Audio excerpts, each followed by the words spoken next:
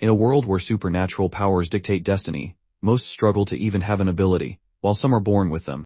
But imagine, amidst this brutal reality, an ordinary boy stumbles upon a power that defies all rules, transforming him into something he never imagined. Prepare for a story where danger lurks around every corner.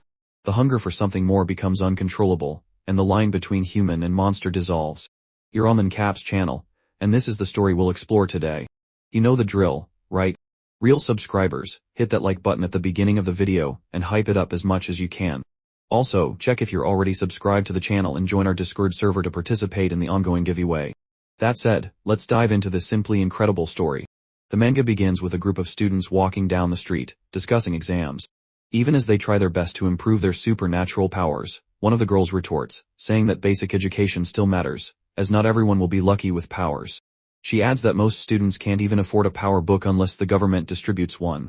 Hearing this, one of the boys rolls his eyes, calling these free books pure trash with no decent abilities. Another student joins the conversation, saying that the truly lucky ones are those born with supernatural powers. Thanks to them, others can't even use powers. But the first boy retorts that those with powers didn't help out of kindness. When the appeared, they had no choice but to act, or everyone would have been dead. As the three students pass a girl standing on the sidewalk, they continue to chatter about powers while she quietly waits for someone, until her eyes meet Rael, a classmate. The crowd also notices him, whispering that he's not only handsome but also the only one who has reached level 4, a huge achievement. When Rael passes by her, the girl casually calls out and asks if he's free for dinner. Rael says yes, but before anyone can react, a boy runs down the street. Two guys chase after him, yelling for him to stop. The boy looks back, flips them off, and keeps running. But to his surprise, he looks forward and sees Rael standing right in front of him. Too late, he collides with Rael like a flying potato and falls to the ground. As he tries to get up, the girl runs to him, concerned, and asks if he's okay. Before he can answer, the two pursuers catch up and start beating him. The girl looks visibly uncomfortable, and Rael notices. Without a word, he intervenes, using his magic power to launch the beaten boy a few meters away from the aggressors, stylishly pushing them back. The boy falls to the ground and tries to get up, but the bullies just laugh and mock him, warning him to stay in his place. Then they walk away, following Rael and the girl, as if they had just completed a side quest. Meanwhile, the boy slowly gets up, thinking about how this kind of thing happens every day. The same bullying, just another morning. The crowd watches for a moment before the whispers begin.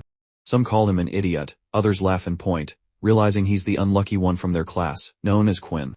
He doesn't react, just keeps walking, shuffling his feet like a tired man, thinking about how, in this messed up world, not having supernatural powers seems like a crime. He goes straight home, eyes dull, mind exhausted. As he walks, he thinks about the only thing his parents left him, a power book. Years ago, when he was alone at home, two strangers appeared at his door. He opened it, thinking it was a delivery or some scam. Instead, the men handed him a power book and delivered the devastating news: his parents had died fighting in the war against the Daw. Now in his room, he stands like a statue, staring at the book as if it had insulted him. It's all he has left, yet he can't even open it.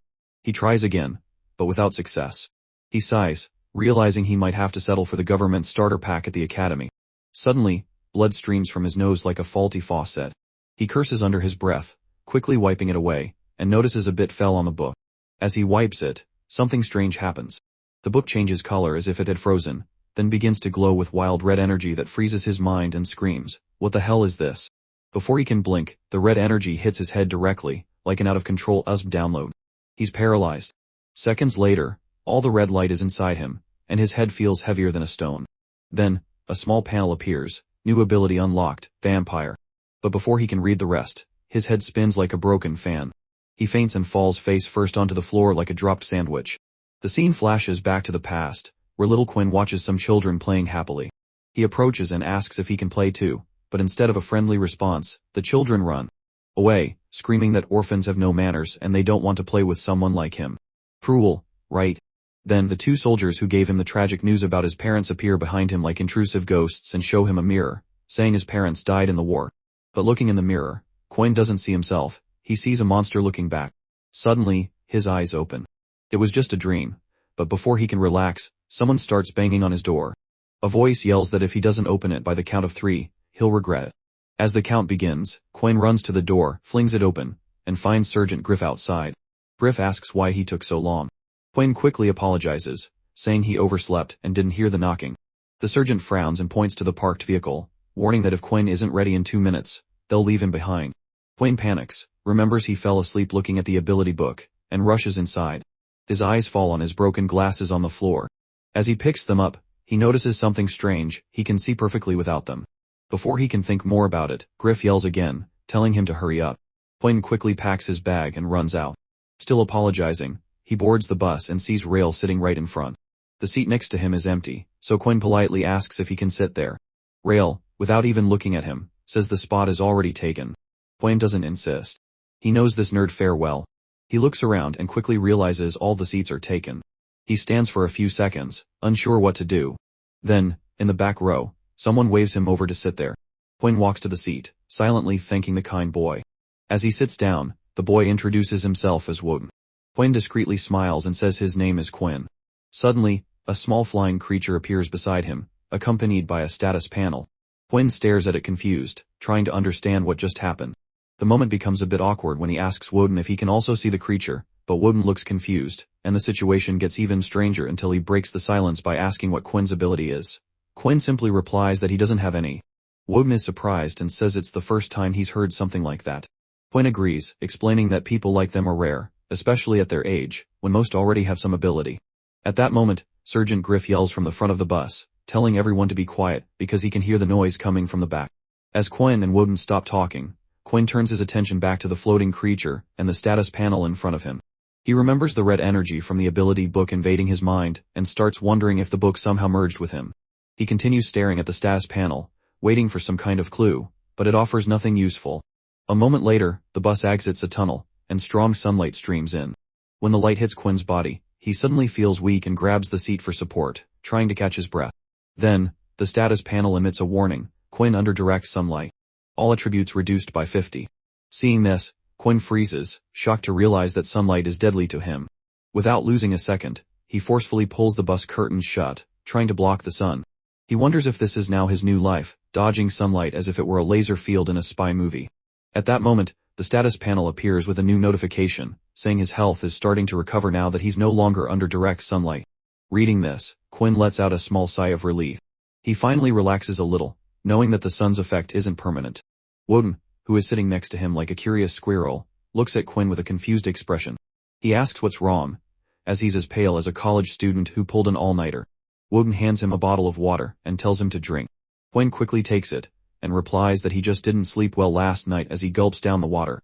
He thanks Woden, then boom, the status panel appears again. It displays a new message, daily quest, drink 2 of water. Progress initiated. Quinn reads this and panics. In a cartoon-worthy moment, he spits out all the water, launching forward like a broken pistol. A startled student sitting in front of him gets a shower in their hair. The student screams loudly, probably thinking it's raining inside the bus. The sergeant hears the scream and freaks out. He starts yelling at the poor drenched student, and tells them to move to the front. The wet student points at Quinn as if in a courtroom, but Quinn pretends to be calm, staring at the back of the seat as if he'd never seen a water bottle in his life. Meanwhile, the status panel floats calmly in front of him. And Quinn begins to think, this isn't normal. Other people's supernatural powers are all focused on a specific ability.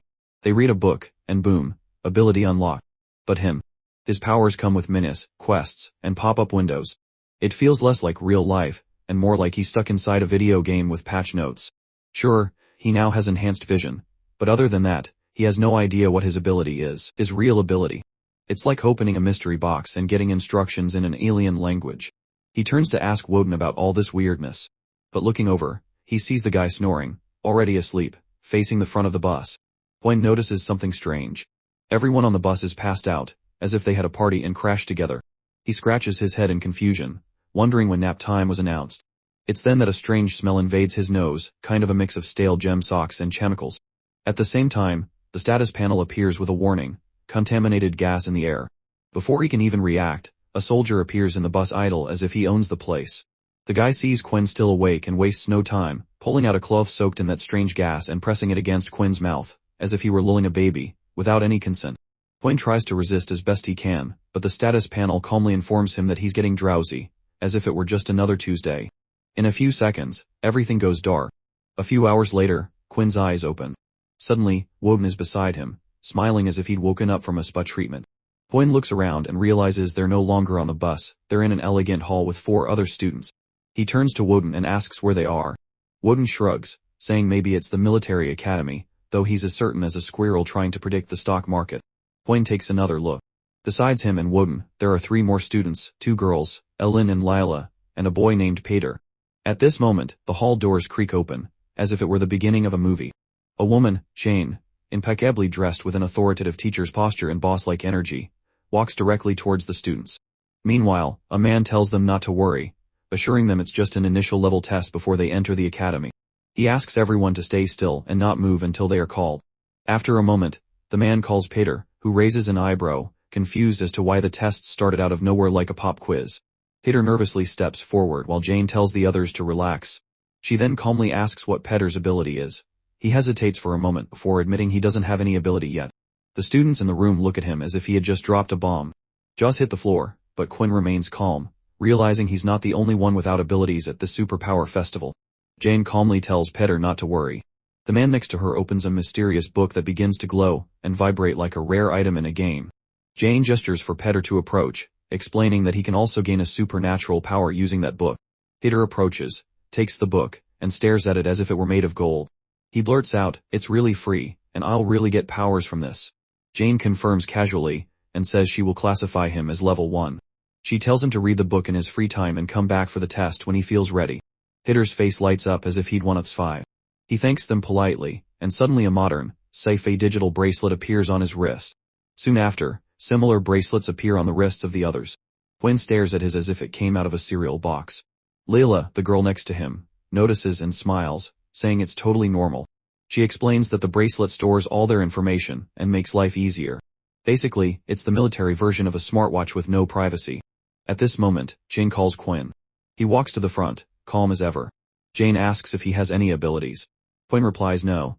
Just like Peter, no panic, no drama, just straightforward honesty. Jane gives the same reassuring response, and the man next to her activates the glowing book again, as if he's about to summon Thor. Quinn takes the book, but the status panel appears with a cold notification: "You cannot learn this ability." He blinks, assimilating it. Instead of panicking, he reasons. If others can only learn one ability, and he can't learn this one, maybe it's because he already has one. And as if to confirm, the panel displays a side quest: exchange book for 10 K. Quinn even thinks about accepting, but he knows that would lead to more questions than holes in a soap opera if he tried to return the book. However, when Jane turns to call the next student, Quinn suddenly speaks. He raises his arm, and says he doesn't want the book. The room goes into record scratch mode. Everyone is shocked, confused, curious. No one expected this. Unlike the other students who are clearly losing their composure, Jane remains calm and centered. She sternly asks if Quinn is sure he wants to give up the book, warning him that he'll have to figure everything out on his own later. Quinn remains calm and returns the book, saying he's confident he can handle it on his own. Hearing this, Jane exchanges a quick glance with her assistant before asking everyone to wait. She needs to report an unusual case. She contacts her superiors and explains the whole situation. The voice on the other end casually asks if Quinn is part of the pureblood faction. Jane shakes her head, saying his files show no beast armor, no flashy powers, practically no distinguishing features. After a brief pause, the superior tells Jane to test Quinn's potential anyway. If he's just a basic guy, they say the cruel world will eventually knock some sense into his head. Jane agrees without question and turns to Quinn, pointing to the training area outside the hall. Since he gave up the book, they'll go straight to the test, no warm-up, no cheat codes. Outside, Jane steps back and tells Quinn to destroy 3 robots in front of him. But Quinn's body is giving up. He feels like a half-dead potato. His legs tremble, his vision blurs. He's still at the limit of his energy. He prepares himself, knowing he has no choice but to try his best and destroy the robots as quickly as possible. As he runs and starts punching, Jane's jaw almost drops. The guy's punches are so weak it's like watching a fist fight with wet noodles. A few awkward seconds later, Quinn somehow manages to take down the 3 robots and stands there panting, as if he'd run a marathon with a backpack full of bricks.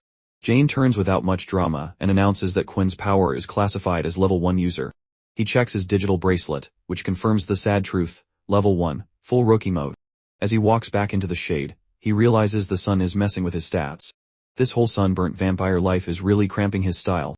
At that moment, Jane calls Lila while Wooden stands beside Quinn and hands him a bottle of water, telling him not to stress. Since he has 2 whole years to evolve, Quinn takes the bottle and drinks the water as if he'd just come out of the desert. Meanwhile, Jane casually asks Lila about her ability. When she reveals it's a psychic ability, Wooden looks a bit surprised, saying he thought she was a pureblood. This makes Quinn tilt his head and ask about this pureblood thing. Woden explains that purebloods are a group strongly opposed to supernatural powers. For them, the world's obsession with flashy abilities is a twisted mindset. He adds that this powers are everything mentality is what causes all the chaos and social drama nowadays. As Lila begins her test, Woden continues, saying that purebloods focus on strengthening their bodies with extreme training and gaining beast armor weapons to fight against the dark race, without relying on extravagant powers.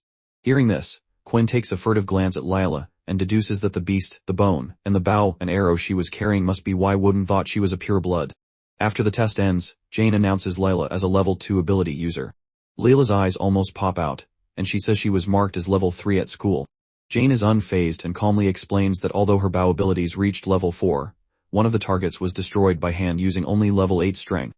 So level 2 is what she received for now. Layla is a bit upset about this, but Jane has already called the next name, Elin. When Elin approaches, Woden pats her on the shoulder and jokes that she's lucky to go last. But Elin is not in the mood for jokes. She gets annoyed and tells Woden to keep his hands to himself before he can say my bad. She freezes his hand with her ice power and warns him that next time, he might not get off with just a frozen palm. As Elin reaches the side of the test area, jaws drop. Jane seems genuinely impressed, realizing that Elin is not just powerful, she's a total boss. Elin finishes the test in record time, and Jane announces her as a level 5 user. Peter and Quinn stand there wide-eyed, looking like they just saw a unicorn do a backflip. Soon after, Jane calls Woden for the final test. Woden lights up, claps his hands as if he's in an anime, and proudly declares that it's finally his time to shine. As Woden starts destroying the robots, everyone is paralyzed, including Quinn, who realizes that Woden's ability is the same as Ellen's. After Woden finishes off the robots in an instant, Jane gets excited and announces that they are lucky to have 2 level 5 users among 5 people. Meanwhile, Woden approaches Quinn, clearly full of himself and trying to show off. But Quinn casually asks if Woden can really copy powers just by touching someone, which surprises Woden. As if it were a pop math quiz, he admits he planned to keep the imitation secret for longer, but Quinn easily exposed him. When Woden asks how he knew, Quinn replies it was simple. He remembers that Woden seemed totally confused during the handshake, because he couldn't copy his ability. Then, Quinn adds that when Elin used her ice powers, it was clear that Woden was caught by surprise. Putting 2 and 2 together only gives 1. Possible answer: Woden copies powers by touch. Hearing this, Woden is shocked. He responds by praising Quinn, saying that his sharp mind and ninja observation skills, even without flashy powers. Quinn just smiles, but inwardly he's thinking about the handshake. When Woden couldn't copy anything, that strange memory sticks in his head, making him wonder what his real ability is, as he still has no idea what's happening inside him. At that moment, Elin arrives and calmly asks if Woden is an inactive ability user. These users are born with powers, and legend says all the powers found in today's ability books came from them. But instead of giving a direct answer, Woden just smiles and says there's a reward if she guesses correctly. Elin, clearly impatient with riddles, rolls her eyes and walks off like a queen leaving a boring conversation group.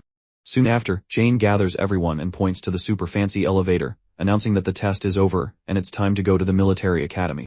They enter the elevator and arrive at the military academy.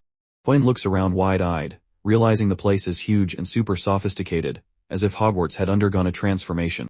A few moments later, they reach the campus and see several other students already gathered there.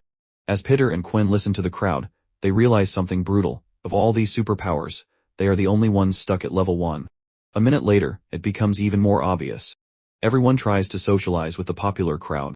Those classified as level 4 or above, including Rael and Elin, now completely ignore Peter and Quinn, as if they were invisible links. At this moment, a professor named Dell enters with the authority of a drill sergeant and tells everyone to be quiet. He asks the boys and girls to line up separately. Once the lines are formed, he tells the students to go up, one by one, get their dorm numbers, and head to their rooms with their belongings. Soon after, Peter draws his dorm number and panics.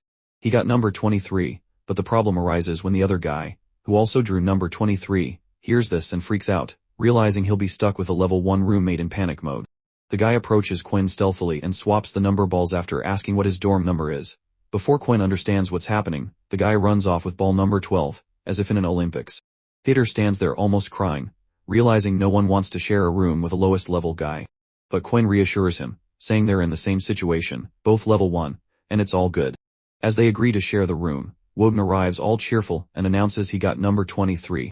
When Quinn asks for Peter's and Quinn's numbers, Peter lights up like a Christmas tree and says they also have number 23. Woden pulls them into a group hug, saying their luck is insane and they'll have fun living together. Meanwhile, Across the field, a guy tells his friend that someone stole his dorm number.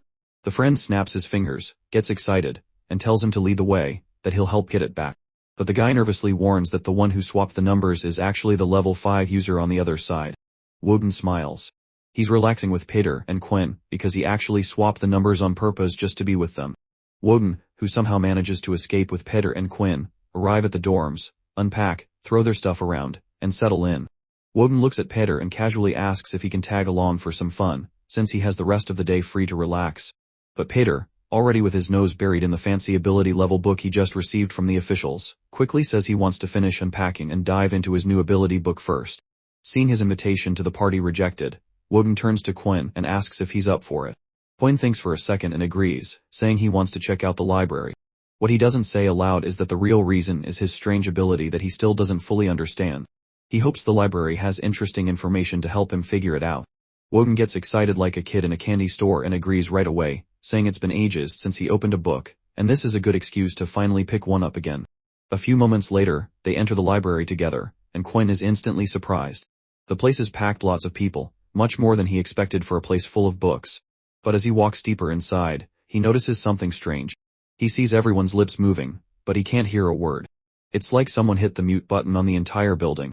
As they approach a table, Woden points to a strange device there and jokes that since Quinn went to public school, he probably doesn't even know what it is. He explains that just touching the device activates a soundproof space so people can gossip, whisper, or share news without disturbing others.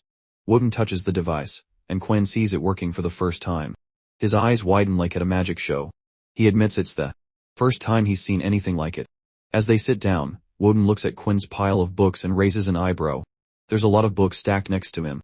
Curious, he asks if Quinn is doing some heavy research or just showing off his nerdy side.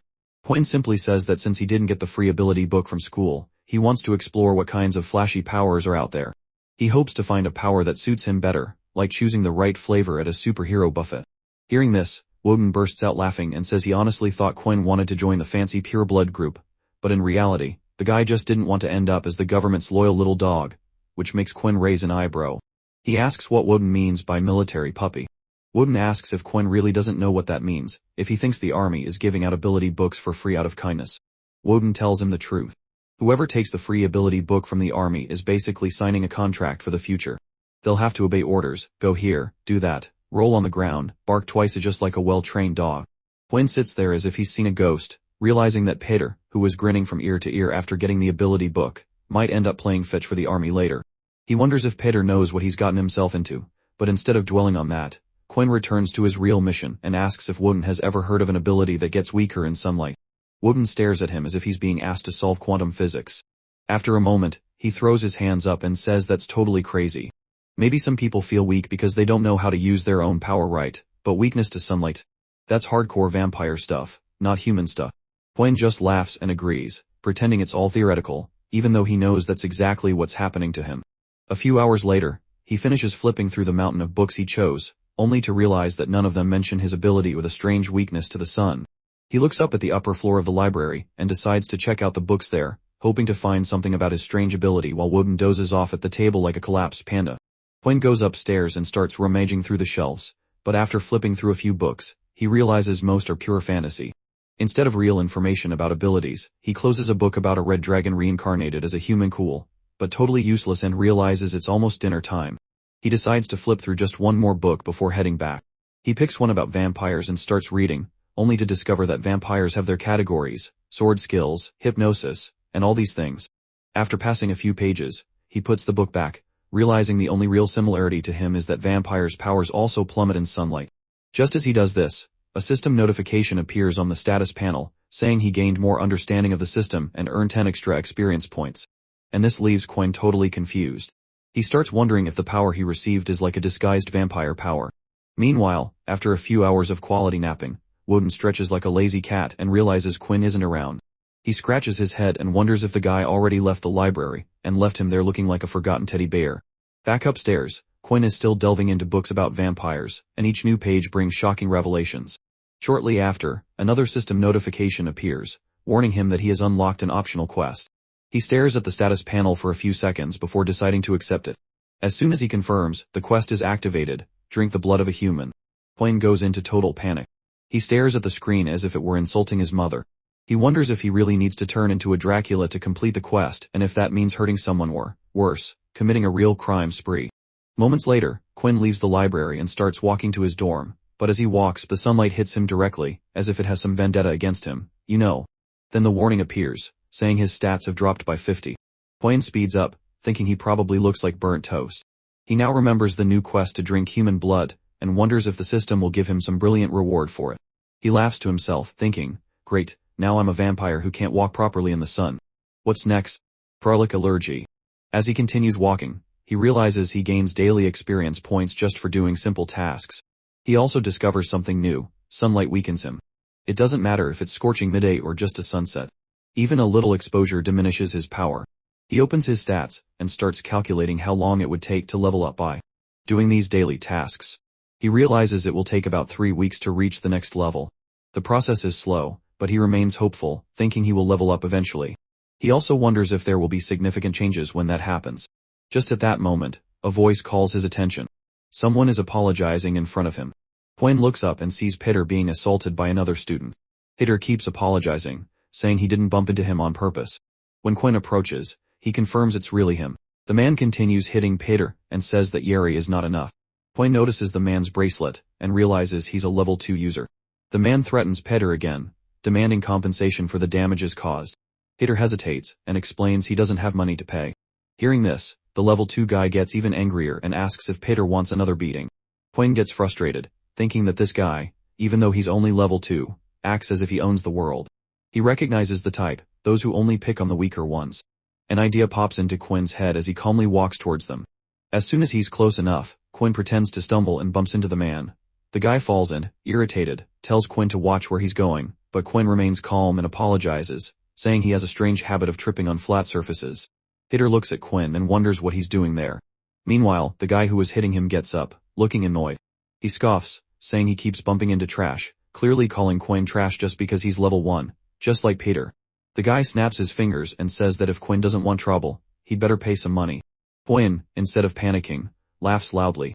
He thinks he just entered school and has already run into an advanced level boss. He expected to deal with this kind of clown after a few days, not right at the welcome party. He even comments that it's surprising to find someone who only acts tough around the weak but probably cries when facing the strong.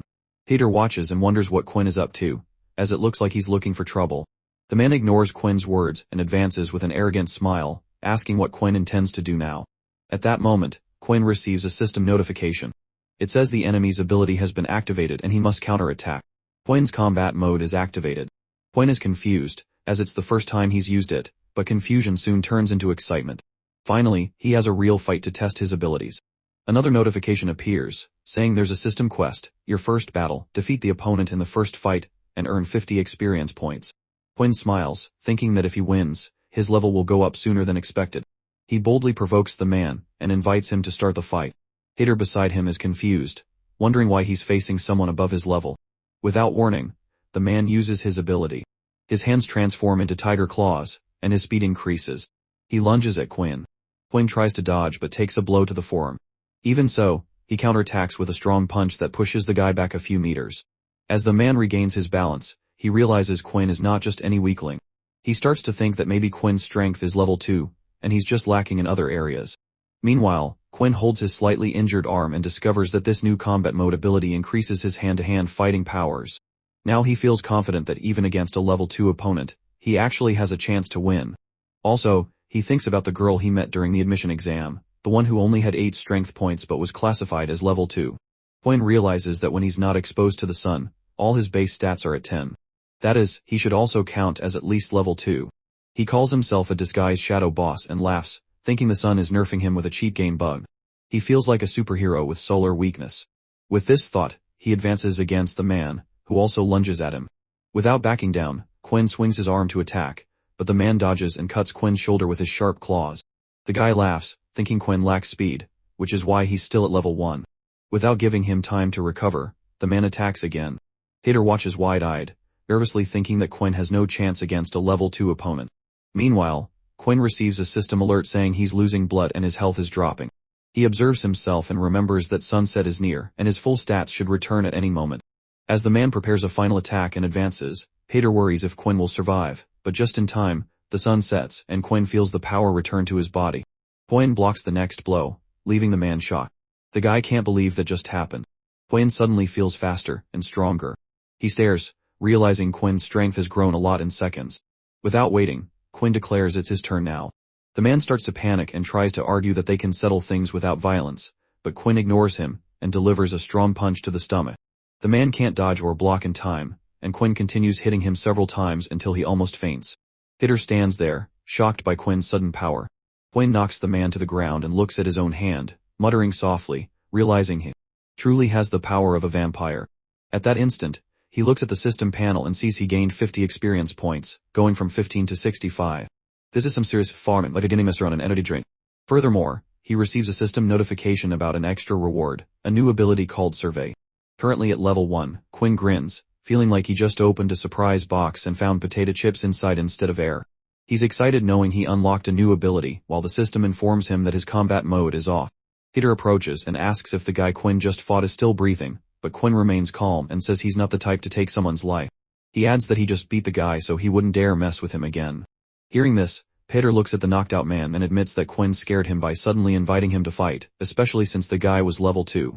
But Quinn doesn't respond and just focuses on his new ability, wondering if the survey ability can reveal people's weaknesses. He quickly tests it on Peter, who mentions his arm is bleeding and suggests visiting the infirmary. Quinn notices that the ability shows the person's race, health, blood type, and ability too. So he uses it on the guy and discovers he is a Kai with low health, a negative blood type, and his ability is transformation. Even so, Quinn notes that some information is blocked and assumes higher ability levels might unlock these parts later. Still, he's happy with the data, especially since knowing the blood type is very useful, now that he's a vampire. Standing there, he even wonders if different blood types have different tastes, but quickly catches himself, realizing he's thinking like a real vampire. At that moment, he notices a puddle of blood in front of him as the quest pops into his mind. Peter speaks again, asking if he's okay and saying they should leave before someone notices the fight. Quinn awkwardly agrees and they start to walk away. As Peter goes ahead, Quinn glances at the blood on the ground, as if it were a slice of pizza. He forgot to get something. His brain is freaking out. He acts calm, but inside he's vampirically hungry. After walking a few meters, Peter asks if Quinn is really okay, suggesting he at least clean the wound to stop the bleeding. Quinn replies that he's fine, it's just a superficial wound, and the bleeding has already stopped. A moment later, he stops and looks at the wound on his arm. Peter notices and also stops, asking what's wrong.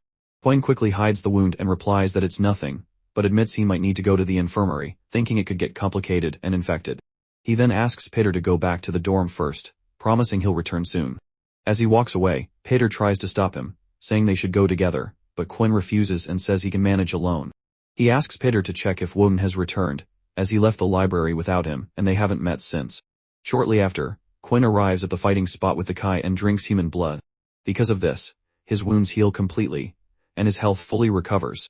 Soon after, he receives a system notification, warning him that his hunger level has increased. Quinn looks at the message and agrees that he's genuinely starving.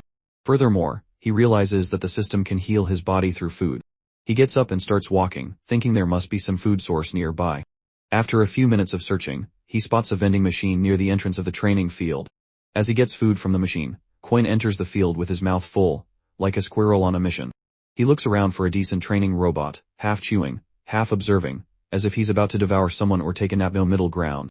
Meanwhile, inside the arena, a girl is training, hitting robots with arrows as if they were playing.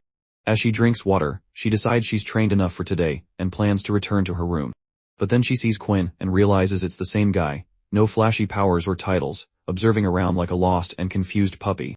She wonders why he came there without special abilities, and thinks if he's testing his brute strength again, seeing Quinn standing before the robots. He takes off his jacket and casually throws it on the ground. The test starts at the normal difficulty level, and the girl is confused. She thinks maybe Quinn is not satisfied with the previous results and wants to try again, silently hiding. She continues watching to see what he can do now. Meanwhile, Quinn charges at the robots and destroys the first one with his 10-point strength punch. The girl is surprised to realize that even though he's level 1, Quinn can destroy the robots with a single punch. Then, he stops his momentum with quick steps and turns to the 2 remaining robots. Seeing this, the girl realizes Quinn is not only strong, he's also agile. Before the robots can fully turn to him, Quinn charges and knocks them both out with a quick kick. The test ends, and the system marks his agility at 10 points. The girl watches, shocked, realizing Quinn defeated all targets even before his jacket touched the ground. A shiver runs down her spine. She starts to wonder if he's been hiding his true strength all this time. And if it's true, what would be the reason? The next morning, at the college cafeteria, the atmosphere is toxic. Two low-level players find a place to sit and go there as if it were a prize. But as they are about to place their trays, an arrogant high-level player nearby throws his bag on the chair as if he owns the place. Really, this place is mine. Without a word, the two friends blink in confusion and silently accept. One of them awkwardly suggests they eat outside, and the other agrees, knowing they don't have the courage or status to fight with the high levels, basically until they eat and leave. Hater, who is already sitting outside the cafeteria on the stairs eating, watches them leave and overhears part of the conversation. One of them comments that the high-level players seem scary, and the other agrees, saying that high level means high ego. They prefer to avoid trouble, and the risk of being eliminated. Hearing this, Hater looks at Woden and Quinn and wonders aloud if it's okay for Woden to sit with them, considering that all high-level players are marking territory and belittling low-level ones. He says that only high-level players sit inside the restaurant, while low-level ones are kind of forced to eat outside. Quinn, who is happily eating, agrees with Peter. He cautiously says that Woden doesn't really need to hang out with them, and perhaps should start socializing with people of his own level. Hearing this, Woden's face darkens. He stares at Peter, and tells him to stop talking nonsense. Woden shrugs and says he hates this whole hierarchy thing. He believes in equality and makes it clear that they are all friends, so he doesn't feel the least bit ashamed to eat with them, low level or not. Smiling, he tells everyone to relax and enjoy the food, joking that at the moment, filling their bellies is more important than showing off power levels. Brothers, understand, eat first, worry later. The atmosphere lightens as he laughs. The girl who had been spying on Quinn during training observes the group from afar. As before, she just watches in silence. Later, everyone is in theory class, where Professor Dell is at the front, giving his usual motivational speech. He explains the importance of altruistic sharing through genuine original ability effects. He also says there will be no new patterns in today's world, suggesting that even with peace, war can restart at any moment. Therefore, he encourages hard training at the military school to protect the world and encourages them to improve their extraordinary powers, saying that level is the only way to prove their worth. Meanwhile, Quinn sits next to Woden and Peter, not even pretending to pay attention to Dell. His eyes wander to Woden, thinking that his ability seems very useful, especially being able to copy high-level powers directly. But then, a question arises in his mind: can Woden improve abilities, or does he just copy them? Curious, he activates his survey ability to check Woden's ability, but ends up seeing that it's hidden, while Woden sits there calmly, completely oblivious to the fact that Quinn is stealthily checking his stats. Quinn starts to get confused. He wonders why Woden's ability is hidden, as if the guy is wearing an invisibility cloak just for abilities. Without wasting time, he turns to Woden and casually asks if he can still use Ellen's power. Woden seems surprised for a moment, then praises Quinn, saying the guy has sharp eyes for discovering one of his ability's characteristics. Woden reveals that he can no longer use Ellen's power, and explains that his copy ability resets every day. So, unless he touches Ellen again, her ability is off limits. Woden just yawns. Thanks for the heads up, Quinn. Then he asks if Quinn or Peter could lend their abilities for the next test. He says he hasn't decided whose ability he'll copy yet. Quinn laughs awkwardly and apologizes, saying he can't help with that. At that moment, Quinn's stomach rumbles loudly. Woden looks at him a little confused and asks if he's really still hungry, especially after having eaten enough for 2 people earlier. Quinn awkwardly laughs and says maybe the food was digested too quickly. Even he seems surprised and wonders why he's hungry again. At that instant, a system notification appears in front of him, informing him that his hunger level has increased. After reading the notification, Quinn feels a chill down his spine. He panics, thinking that if this continues, his food bill will skyrocket. He silently prays that his growing appetite will show mercy. The guy's stomach is acting as if it has a black hole inside. When class ends, Quinn, Peter, and Woden leave together as they head down the corridor. Woden says he needs to use the restroom, and tells them to go ahead. He promises to catch up later. Quinn nods, and tells Woden to meet them at the convenience store in a few minutes. As they walk, Quinn and Peter suddenly stop upon hearing some people talking nearby. Curious, they turn and see a group of 3 students, Kyle and his friends. One of Kyle's friends looks tense and worried. He says they still need to collect 50 points before the end of the week, as Rail demanded it. Another guy nervously agrees, saying he doesn't want to get beaten up and thinks they should just hand over the points to Rail. He then asks Kyle what he thinks, but Kyle, still irritated after getting a beating from Quinn yesterday, tells them to stop bothering him and to hand over the points.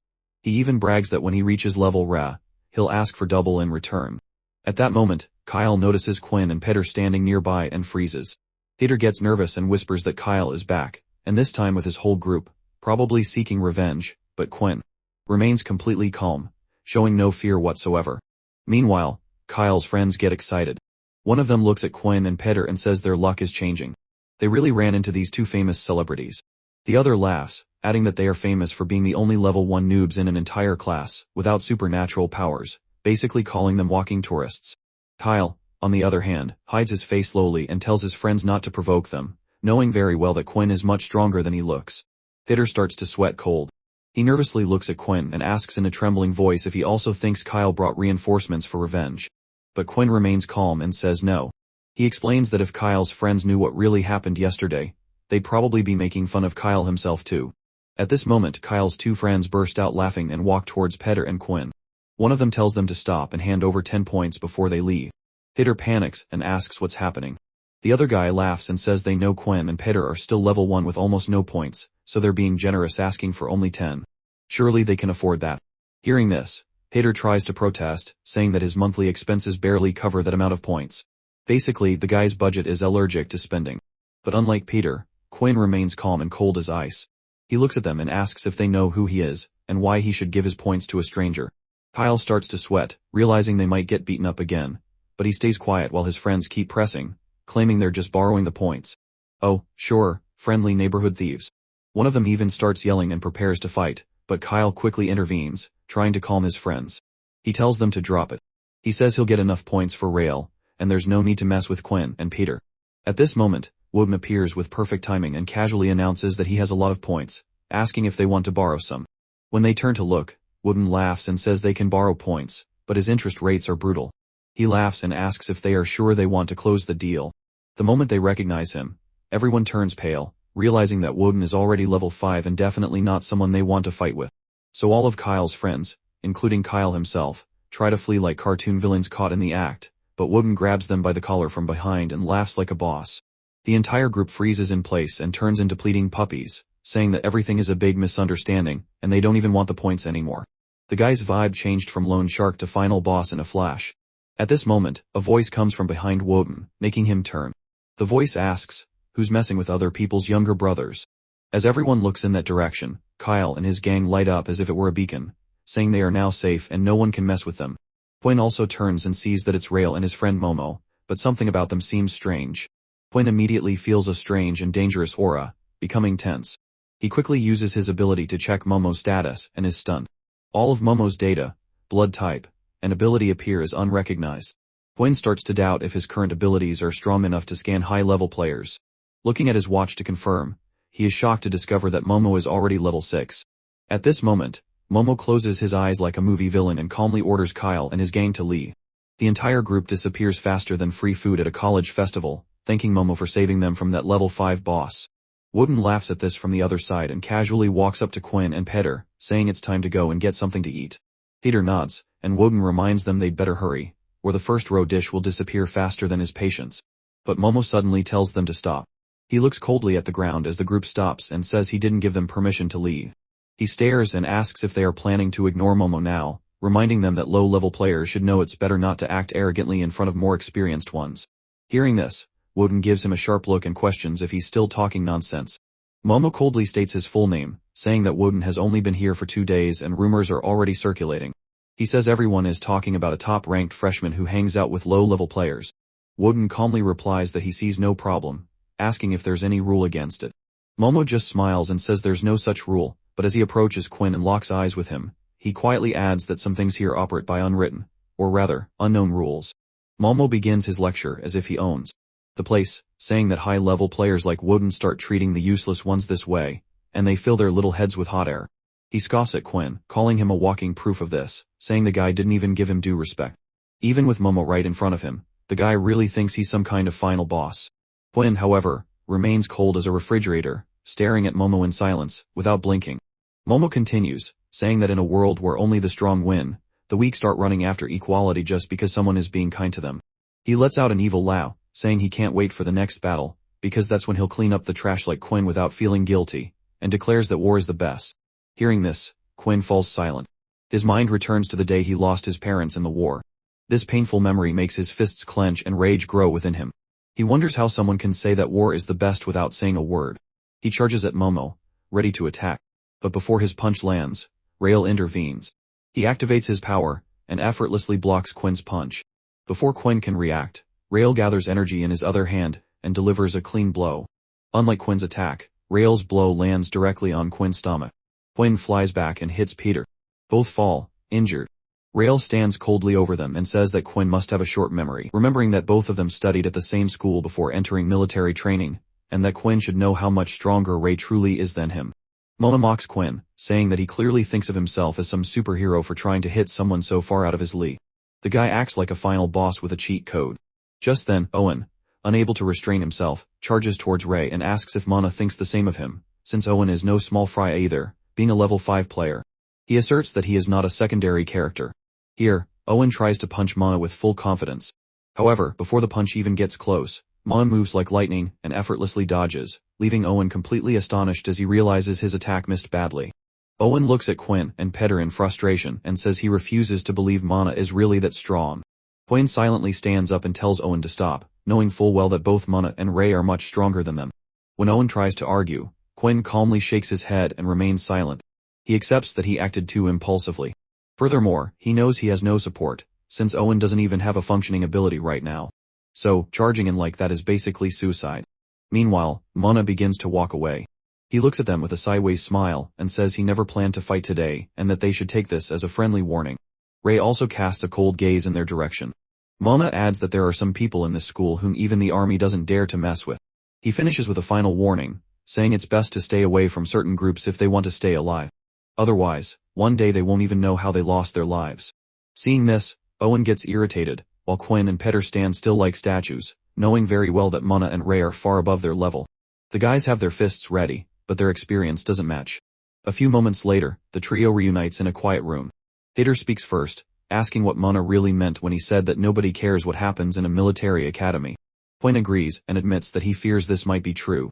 Owen also agrees and explains that the school won't interfere, as letting students fight benefits them. He adds that in this brutal environment, the only way for weaker people to get stronger is by joining the army. Quinn supports this and says there's another benefit for players. They can gain more resources, and even receive military training. Then he adds seriously that the price is high. Whenever the army calls, they have to go to the battlefield without question. After that, he turns to Owen and suggests that from now on, Owen should stay away from them. Hearing this, Owen is shocked and asks why, wondering if Quinn is giving up because of what Mona and Ray said. He says they don't need to blindly obey those guys. Quinn remains serious, and explains that despite knowing Owen wants to help, he also needs to understand that some forces are beyond their control. He says that whenever they break the rules set by high-level players, maybe no one will mess with Owen, but Peter and Quinn will end up as thorns in the way. Even so, Owen remains firm and says he can protect them, but Peter calmly interrupts, saying that the best way to protect them is by keeping their distance. Hearing this, Owen freezes as if someone had turned off his brain. The guy looks as shocked as if he had just been told that pizza was banned. Peter notices this and quickly agrees with what Quinn said, thinking this will calm things down.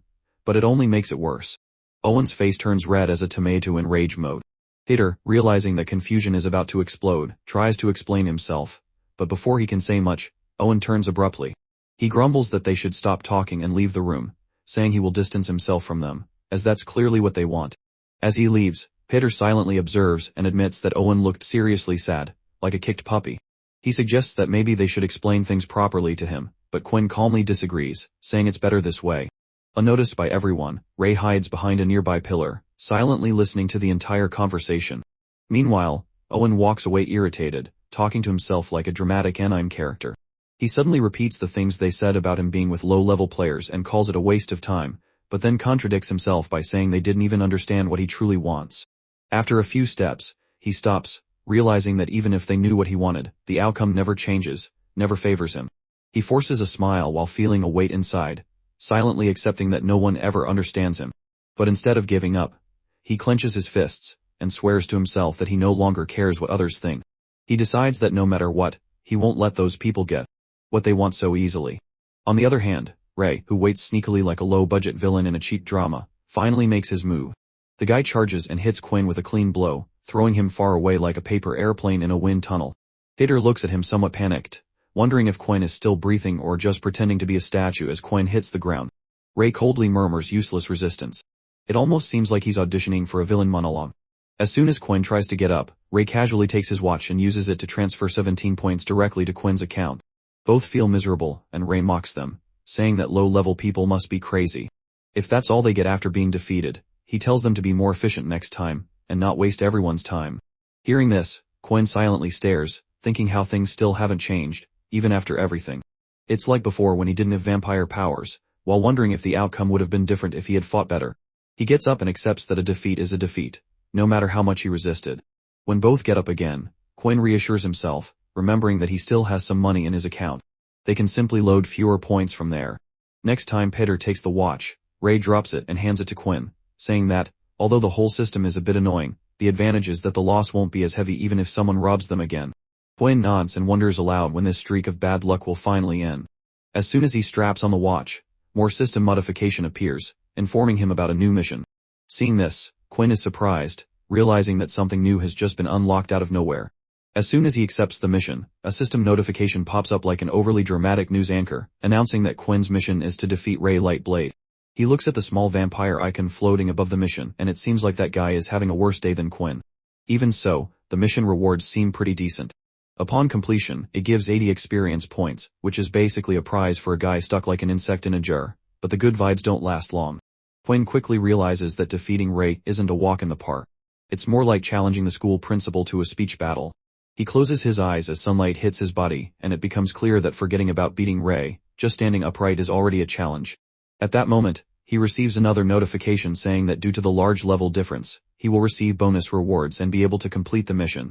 Things get worse quickly. He receives a warning saying that his stats have decreased by 50 due to sun exposure. Additionally, another alert informs him that his hunger has increased again. He checks his stats and concludes that even avoiding the sun like a vampire with a sunscreen allergy, he still can't close the huge gap between him and Ray. He understands that leveling up fast is the only way if he wants to face Ray on equal terms. Shortly after, Quinn and Peter arrive at the dormitory, looking like they just came out of a survival game. Owen is already sitting on the bed and greets them somewhat awkwardly, saying he had been waiting for them for a long time, still panting. Quinn and Peter just nod, saying they're finally back. At that moment, Peter notices Owen's face and thinks something is wrong. It looks like he went through a mud wrestling match against a bear. His face is slightly bruised and dirty. When Peter asks about it, Owen just smiles as if nothing happened and tells them not to worry. He casually comments that he gave the other guy a good beating first, then changes the subject, asking if they won the fight while Peter starts to explain. Owen interrupts with a laugh and says nothing serious happened. He jokes that they had a luxurious meal together, and indulged themselves at the merge. Hearing this, Owen gets up, goes to the closet, and starts to pretend he's calm. He smiles and says it's good that they had fun, asking them to take him along next time they go out to eat. While Owen pretends everything is fine, Peter quietly leans over to Quinn and whispers if he's not going to tell Owen what really happened with Ray. Quinn whispers back that it's better to forget about it. Knowing Owen, he won't let it go, and Quinn doesn't want him to get stressed about it. Just then, Quinn's stomach growls loudly like a hungry beast.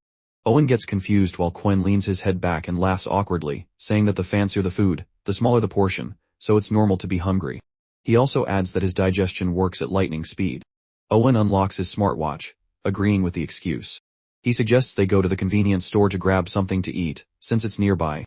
However, Owen suddenly transfers 10 points to Quinn's account, leaving him completely surprised as if someone had just handed him a pizza in a fitting room. Quinn asks if Owen is really giving him those points, saying it seems a bit much and kind of awkward to accept, but Owen remains firm and tells him not to refuse, stating that the points are just an apology for what happened that afternoon. He admits he can be a bit stubborn sometimes and asks them to be patient with him in the future. Hearing this, Quinn smiles and sincerely thanks Owen for the points. Shortly after, Quinn arrives at the convenience store and starts looking for something to eat.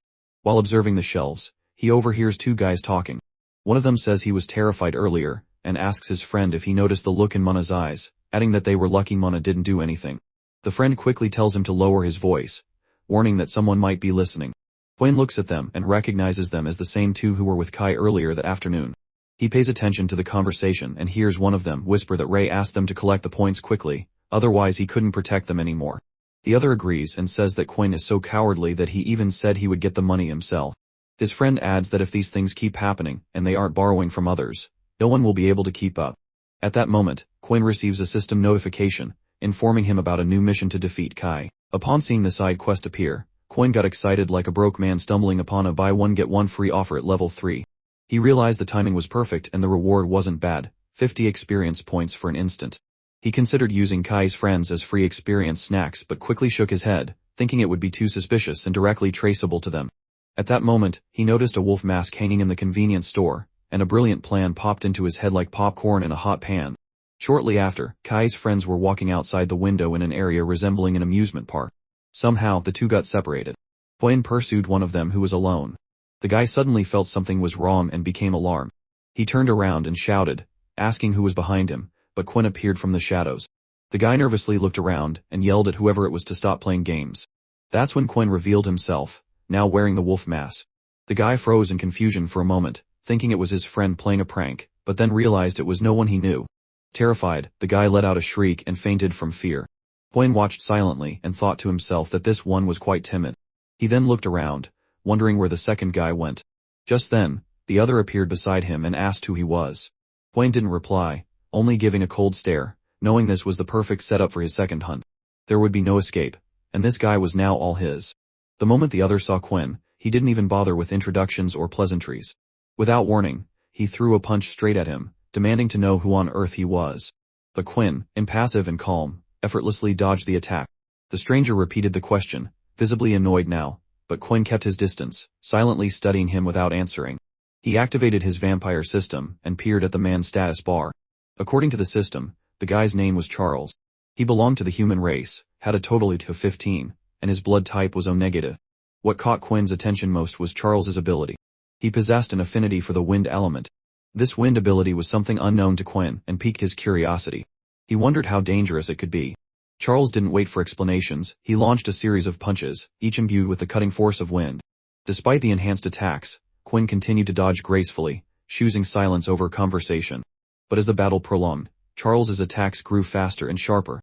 His rage seemed to fuel his movements, and eventually, his speed reached a point where even Quinn miscalculated and couldn't dodge in time. A sharp cut appeared on his shoulder, burning with pain. It was at this moment that Quinn realized something critical. This wasn't like dealing with his grandmother's harmless punches. The wind element wasn't just flashy, it was lethal. He needed to be much more cautious. Meanwhile, Charles smirked. His confidence soaring, he declared that if Quinn wasn't going to talk, it wasn't worth asking. According to him, he wanted to find out everything on his own. Charles speculated that Quinn must be one of those losers his group had bullied before. Probably someone seeking revenge, acting all mysterious behind a mask just to look cool. Laughing at his own theory, Charles decided he would rip off that mask and reveal who was behind it. With that, he unleashed another wind attack, a sleek, cutting blow, aimed directly at him. Quinn barely managed to defend in time, raising his forearm to absorb the blow. The force pushed him back slightly. His body recoiled from the impact. Charles, now clearly with the advantage, grew increasingly arrogant. He shouted that he would tear off Quinn's mask, force him to kneel and beg for forgiveness. He had already guessed that Quinn had no real defense, just a fast and agile fighting style, nothing special in Charles's eyes. In Charles's view, Quinn wasn't strong, just fast. Meanwhile, Quinn paid no attention to Charles's words. He was busy strategizing, looking for a chance to deliver a solid, decisive blow. Then, as if reading each other's minds, the two fighters charged at the same time. Charles scoffed and taunted Quinn, asking if he was already tired of living. As he approached, Charles shouted with triumphant arrogance that Quinn had fallen right into his trap. He revealed that the blade in his hand was more than wind, it was a concentrated weapon of elemental force. A sudden gust tore Quinn's clothes, slicing through them, but he didn't stop. He continued to advance, clenching his fist tightly. Everything now depended on the next punch. As he was about to deliver it, Charles reacted in time, pulling his body back slightly and dodging. Quinn wouldn't give up, not now. Utilizing the blood dripping from his own injured fist, a result of the wind blade cutting his skin, Quinn splashed blood into Charles's eyes. The blood splattered across Charles's face, momentarily blinding him. Sensing the opening, Quinn closed the distance again, shouting that he was going to smash Charles's ugly face. Instinctively, Charles brought his arms up and covered his face in a panic. But Quinn had tricked him. He didn't aim for the face. He went straight for the one place every man fears. His fist delivered a brutal and precise blow between Charles's legs, a crushing strike. Charles's eyes rolled back. His mouth opened in silent agony, and his body curled up as the pain consumed him. He let out a guttural groan, barely managing to stay conscious, falling to the ground writhing with foam forming at the corners of his mouth. Quinn stood tall and victorious. A system notification appeared before Quinn's eyes. He had officially defeated both opponents, and successfully completed the side quest. As a reward, He received 50 experience points. Quinn took off his mask, breathing heavily and letting out a long sigh. After all the effort to take down the two, all he had to show for it was just 50 XP. It was disappointing. But before the disappointment could settle in, another system notification flashed in front of him. Your experience bar is full. You are eligible to level up. Would you like to proceed? Without hesitation, Quinn confirmed. The next moment, something unexpected and horrifying happened. A diabolical entity within the system, which had remained quiet until then, suddenly bit his neck. The sharp pain made Quinn recoil in shock, but what came next was even more overwhelming. A wave of wild energy erupted from the bite mark, spreading through his body like wildfire. He let out a howl, part pain, part transformation. His teeth grew longer. His eyes turned completely black with glowing red pupils, and his body began to take on a more monstrous form. He looked like a vampire. Meanwhile, not far from the alley, a chubby girl emerged from the nearby convenience store. She heard some strange noises, and turned her head in the direction of the sound. The sound came from a dark alley, and she hesitated, wondering if she should go check it out. Back in the alley, Quinn's system informed him of his new status. Congratulations on your first level up. New skill acquired, Blood Blade. Species updated, half human. His current exp was reset to 20. Now he needed a total of 200 points to reach the next level. His heat increased from 10 to 15. Quinn was stunned for a moment. Half human. This wasn't just a level up, it was a transformation, something he knew he would never forget for the rest of his life. He checked his new ability, Blood Blade. According to the description, this ability allowed him to use his own blood as a weapon. Each use would cost 1 hit point, and had an effective range of 5 meters. By concentrating blood in his hand, he could launch a crimson-colored blade towards enemies. Although it drained his life, it finally gave him a long-range attack, something he hadn't had until then. As he absorbed all this information, an uncomfortable sensation began to emerge. He felt hunger, a deep and painful hunger. A system warning appeared. Warning, bloodlust increasing. Until the host consumes blood, hunger will not decrease. Health will continue to drop. Quinn looked down and saw that his had already dropped from 15. He began to lose focus. His senses were failing. His vision blurred. The only thing on his mind now was blood. He needed it, craved it, desired it more than anything. And if he didn't feed soon, it wouldn't be hunger that destroyed him, it would be the beast growing inside him. Quinn's body began to move on its own, slowly, sluggishly, almost like a zombie guided by instinct rather than thought. His eyes were half closed. His breathing shallow, and his mind muddled. He staggered towards the unconscious Charles, mumbling in an almost whispered voice that he needed fresh blood. His hunger now controlled his body more than his reasoning ever could. Without hesitation, he bent down, and picked up the limp body in his arms, cradling him like a princess, strangely gentle despite the wild hunger burning within him. As he approached, he lowered his face towards the boy's neck. Quinn whispered hoarsely, "Just a little bit, it might hurt a little the first time." Unbeknownst to him, someone was watching, hidden behind the bushes. The chubby girl who was following was paralyzed, wide-eyed, but she wasn't trembling with fear. No, her face flushed with embarrassment. She had completely misinterpreted the entire scene. From her point of view, it looked like the guy was about to kiss the other. Her imagination ran wild as she silently wondered if this was about to turn into some hot, dodgy-style moment, right there in the alley. But just as Quinn was about to sink his fangs, a jolt of consciousness made him regain his senses, and his eyes widened in horror. What was he doing? Was he really going to suck a human's blood? He abruptly dropped Charles to the ground, backing away with an expression of disbelief and guilt. His breathing quickened as he remembered that feeling, the same one he had experienced before. The truth hit him again. He was a vampire now, and his instincts were no longer entirely under his control. Panic grew within him. If he had continued, he could have killed the unconscious boy before losing control again. He made a split-second decision. He needed to flee. He turned and sprinted down the street without looking back. All he wanted now was distance from the body, from the hunger, from the monster he felt he was becoming. Still hidden behind the bushes, the chubby girl blinked in confusion.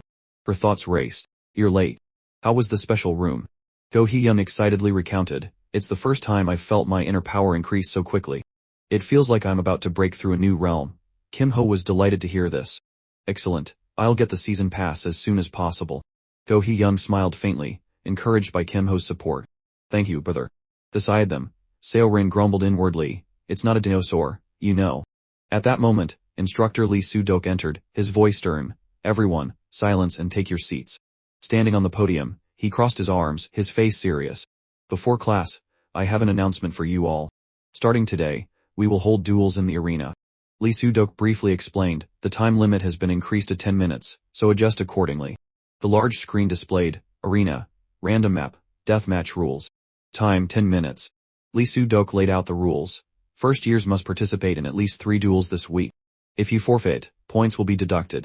You've been warned. That's all. Kim Ho immediately understood the instructor's intention. He subtly smirked and muttered, so it begins. I'll win this duel round. After a moment of thought, he walked over and placed a hand on Go Hee-young's shoulder. Let's go to the arena. The first few replays are the most valuable. Along with Go Hee-young's reply, a small hand gently tugged at Kim Ho's sleeve. Alright, let's go quickly. Seo-ren looked eager. I'm free today. The students behind them looked confused, and Kim Ho was also confused. Huh. What do you mean? After a moment, he collected himself and asked, do you mean practicing mana bullet creation like the other day? Seo-ren slowly replied, yes. Kim Ho then sighed in relief, alright, I'll see you later. Seo-ren, still expressionless, said, okay. That afternoon, at the arena, as Kim Ho and Go Hee-young entered, a curious voice called out. From a distance, another student, Yeon Jong, asked sarcastically, you know that person?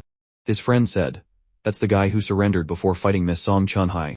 He said without respect, he's the coward I just heard about. Go Hee-young angrily shouted, are you talking out of turn in front of him? He was about to say more when a hand stopped him. Pathetic. Go Hee-young looked bewildered. Kim Ho didn't pay attention to what the two were saying. He calmly asked them, how did you do on the ranking test? I got 300 points. What about you? Yeon Jong immediately started sweating. He still kept his arrogant tone. 300 points. What? My score is the same as this swordmaster's. He yelled furiously, do you think I'm at the same level as a nobody like you? If it wasn't for Song Chun-hai in the second round. Hearing that name, Kim Ho's voice became much more excited. Song Chun-hai, that reminds me, the person who got shocked had to be carried out. Was that you? Veins immediately bulged on his forced smile. What? Yeon Jong snarled, and unsheathing each word. Fine, it's lucky we have the same score. With an arrogant look, he pointed at Kim Ho and flatly stated, come down here, you coward, I'll show you a wall you can't overcome. Immediately after, a match between the two was set. Of course, Yeon Jong 100 vs. Kim Ho 100.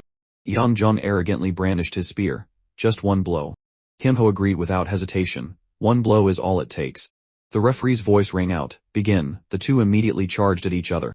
Kim Ho's eyes didn't even blink as the spear tip aimed directly at his face. He softly reminded Yeon Jong sarcastically, idiot, you fell for it again. The screen displayed, paralysis effect applied. Yeon Jong asked, bewildered, this is. Kim Ho raised his weapon high, his voice cold, sorry, but you won't get a one-shot kill like Song Chun-hai. Yeon Jong suddenly panicked, and tried to stop him. Wait, stop. For about 2 seconds. Not hearing him, a blade struck down, and a tragic scream echoed. The large screen displayed the score, Yeon Jong vs. Kim Ho wins. Kim Ho awkwardly said with a teasing tone, the coward lost. Yeon Jong was unwilling. I was just careless, let's fight again, I'll win. Kim Ho accepted his request without hesitation. Oh yeah? Then let's fight again. The screen once again displayed, Yeon Jong 100 vs. Kim Ho 100. Yeon Jong yelled angrily, this time it won't be that easy. Immediately after, the command begin, rang out. The result appeared unchanged. Scores, Yeon Jong loses vs. Kim Ho wins. Kim Ho looked at his pathetic state and quietly asked, why aren't you making any progress? Yeon Jong, with numerous injuries on his head, still snarled, damn it. He looked up, his face swollen from being beaten, and loudly declared, this time I'll win, Kim Ho, this madman. Kim Ho decisively turned around.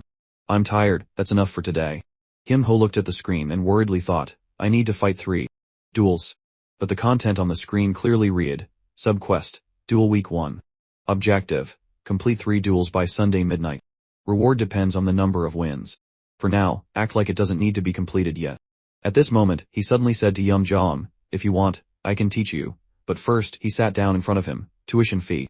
Yeon Jong immediately gritted his teeth and cursed, you demon. However, he decisively handed over a wooden box. This is a family elixir my family makes. I'll give you this. Kim Ho exclaimed in surprise, that's good.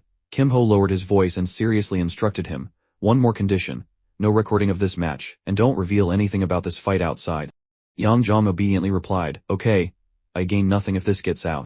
Receiving the box, Kim Ho happily said, then I've received my tuition. I'll play until you're satisfied. A moment later, the results board displayed, Yeon Jong vs. Kim Ho wins. Looking at his battered body, Kim Ho thought, is that enough? Well done. At this moment, Yeon Jong suddenly sat up and spoke, wait, I want to apologize for my initial rudeness. He scratched his head and said awkwardly, I judged you based on only one side of you. You're not a coward. Kim Ho turned away, looking calm. No, for now, let me be the coward. Yang Jong asked back, bewildered, be the coward for now. After Kim Ho left, Yang Jong quietly said, alright, I won't pry.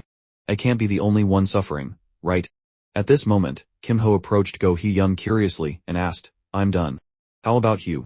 Go Hee-young happily replied, I've won 2 matches. Looking at the system screen, I'll finish the 3rd match before I go. Brother Kim, you can go ahead. Kim Ho encouraged him. Alright, do well. A moment later, at the mana training room, Kim Ho worriedly asked, have you been waiting long? Come sit here. Seo Ren indifferently replied, The two sat opposite each other, starting with the first lesson on mana bullets. Kim Ho checked her current proficiency by telling her, try creating a mana bullet. Seeing the mana floating in her palm, he thought in surprise, incredible, she was able to put Song Chun-hai at a disadvantage while just randomly creating mana clumps. Before her bewildered gaze, he said, alright, let's start learning distribution. First, use the correct amount of mana for 1 bullet. Later her progress board appeared, Sirinths 1, 99ths, 98. Kim Ho sat under a mountain, his body protected by a layer of mana. He carefully calculated, to avoid a musketeer's vision, I just need to use the environment. It would be difficult to search every sand dune. But Seo Ren has a special eye, an unusual mana flow among the sand dunes. A thought flashed through his mind, even if she destroys all the sand dunes, she won't break my barrier. As he dodged a grazing bullet, he calmly thought, there's nothing to fear from a marksman who can't even break Song Chun-hai's shield. Realizing her protective shield was shattered, the other person panicked. No, what is this? In the distance, Seo Ren continued to aim directly, bullets flying continuously. The other guy clutched his head and yelled in panic, it hurts. After a struggle, the results appeared. Seo Ren wins. 1 loses. The scene shifted to a tall building, a room still lit late into the night. At this moment, a magic orb displayed footage of Yang Zhang's battle. Along with it, a fleeting thought, Hummingbird's movements are very erratic. Her control has reached its peak. Instructor Lee Soo-dok meticulously rewatched everyone's matches. The second match was the same. That girl was toying with her opponent. Looking at the pile of items on the table, he thought, but that's not the only problem. In front of him were Song Chun-hai's orb, Seo Ren's ranking test, and the bullet that was originally just a rough mana clump. Just then, Wan's frightened face clearly appeared, having become a complete mana bullet. Can someone change so much in just 2 days? Lee Soo-dok recalled Kim Ho's words in class, you mean practicing mana bullet creation like the other day, right? Alright, I'll see you later. When he saw Kim Ho's face, he immediately became annoyed, this guy again. Looking at Kim Ho's always calm face, Lee Soo-dok wondered, Kim Ho, who exactly are you? At the same time, Kim Ho, with a perfectly formed cube, joyfully exclaimed inwardly, it's done, it's done. Just then, the screen displayed, Life Cube A, increases effects for life storage type items by 1.3 times. Yeah.